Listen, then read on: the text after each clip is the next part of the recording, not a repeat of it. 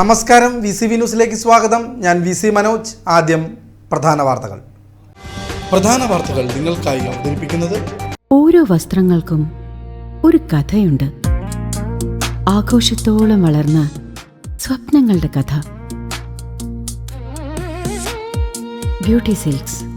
വാക്കുകൾ നിശബ്ദമാകുമ്പോൾ വസ്ത്രങ്ങൾ സംസാരിക്കട്ടെ.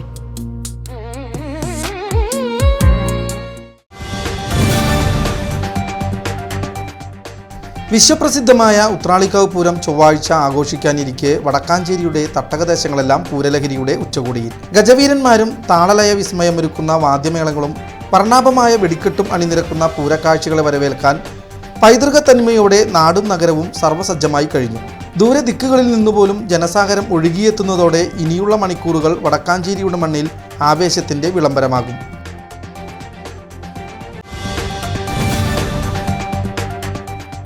കഴിഞ്ഞ 3 വർഷമായി അടഞ്ഞുകിടന്നിരുന്ന വിരിപ്പാക്ക സ്പിന്നിംഗ് മിൽ വീണ്ടും തുറന്നു പ്രവർത്തിക്കുന്നതിന്റെ മുന്നോടിയായി വൈദ്യുതി കണക്ഷൻ പുനഃസ്ഥാപിച്ചു. സേബർ ചിറ്റപ്പള്ളി MLA നിരന്തരമായ ഇടപെടലുകളെ തുടർന്ന് സർക്കാർ 23 കോടി രൂപയുടെ വൈദ്യുതി കുടിശ്ശിക ഏറ്റെടുത്തതോടെയാണ് മില്ലിലെ തടസ്സങ്ങൾ നീങ്ങി ഹൈടെൻഷൻ കണക്ഷൻ ലഭ്യമായത്. ആധുനികവൽക്കരണത്തിനായി 30 കോടി രൂപ ചെലവഴിച്ച മില്ലിൽ അസംസ്കൃത വസ്തുക്കൾ എത്തിച്ചതായും വ്യവസായ മന്ത്രി P. രാജീവിന്റെ നേതൃത്വത്തിൽ മിൽ ഉടൻ പ്രവർത്തന സജ്ജമാകുമെന്നും MLA അറിയിച്ചു.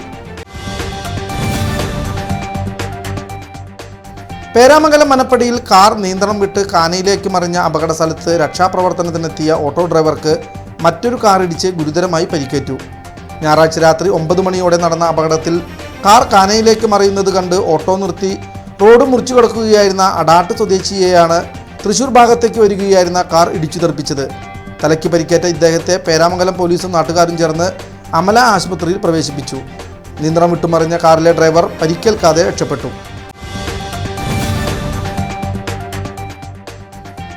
വിളവെടുത്ത 60,000 കിലോ നെല്ല് ഏറ്റെടുക്കാൻ അധികൃതർ തയ്യാറാകാത്തതിനെ തുടർന്ന് പാഞ്ഞാളിൽ കർഷകൻ പ്രതിസന്ധിയിൽ. നെല്ല് സംഭരിക്കാനെത്തിയ മില്ലുകാർ അനാവശ്യമായ കിഴിവ് ആവശ്യപ്പെട്ടതിനെ ചൊല്ലിയുള്ള തർക്കത്തെ തുടർന്ന് 3 ആഴ്ചയിലധികമായി നെല്ല് പാടശേഖരത്ത് തന്നെ കെട്ടിക്കിടക്കുകയാണ്. കഴിഞ്ഞ ദിവസം പെയ്ത മഴയിൽ നെല്ല് നശിക്കുമോ എന്ന ആശങ്ക നിലനിൽക്കെ കർഷകന്റെ അധ്വാനത്തിന് വില നൽകാൻ സർക്കാർ അടിയന്തിരമായി ഇടപെടണമെന്ന് വെൽഫെയർ പാർട്ടി ആവശ്യപ്പെട്ടു.